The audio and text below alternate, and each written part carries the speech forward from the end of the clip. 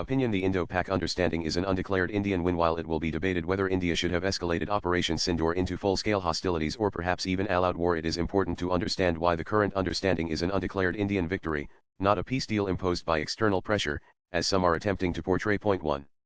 Modi has redefined the limits of tolerance with Pakistan. India has signaled that Pakistan's nuclear blackmail will no longer deter it from taking decisive action even on Pakistani soil against the so-called impregnable wall of the Pakistan military. India has struck deep into Rawalpindi, the very cradle of Pakistan's military machine. Pakistan Army Chief General Asim Munir has been metaphorically reduced to his base ideological identity, that of a frothing mullah. This symbolic diminution carries long-term consequences for the army's perceived supremacy within the Pakistani state. In recent days, Pakistan's civil society has witnessed the visible humiliation of the military's claim to be the ultimate defender of the Pakistani state.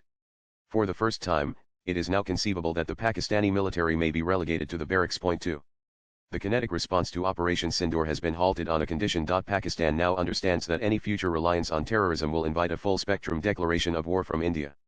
This reflects Prime Minister Modi's preparedness to escalate without warning in response to any credible, Pakistan-sponsored terrorist attack. Formulaic denials, hollow declarations of innocence, and vague claims of operational ambiguity from the Pakistan military are no longer accepted as justifications or shields. This marks a decisive break from the old status quo and will weigh heavily on the minds of Pakistani military planners. They must now abandon the strategy of low-cost, low-intensity jihad by chicanery against India or risk pushing the region, and perhaps humanity, toward catastrophe. Point 3. India has laid down a new doctrine of punitive deterrence. This doctrine aligns with strategic principles adopted by nations like Israel, the United States, and Russia. While this is not the beginning of a general era of war, Modi has made it clear that India will not hesitate to pursue a just war when its territorial integrity is threatened. Point 4. India may reconsider its no first use nuclear posture. It is increasingly possible that India may revise its NFU policy in the near term to underscore its willingness to respond with overwhelming force if provoked. Even if not currently under formal review, this is a strategic imperative India must weigh seriously to restore credible deterrence. Point 5. Operation Sindoor is not over, it has transformed. It continues under a new guise as a long-term diplomatic, trade, economic, and water offensive aimed at systematically raising the costs for Pakistan's continued provocations.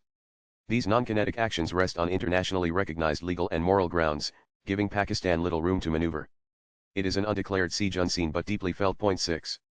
India's anti-terror campaign is entering an unconventional phase. Swipe left for next video. New strategies are being employed to challenge Pakistan's territorial and ideological coherence.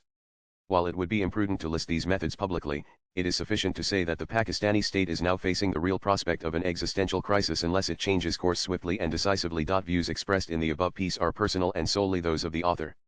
They do not necessarily reflect News 18's views. Latest blogs.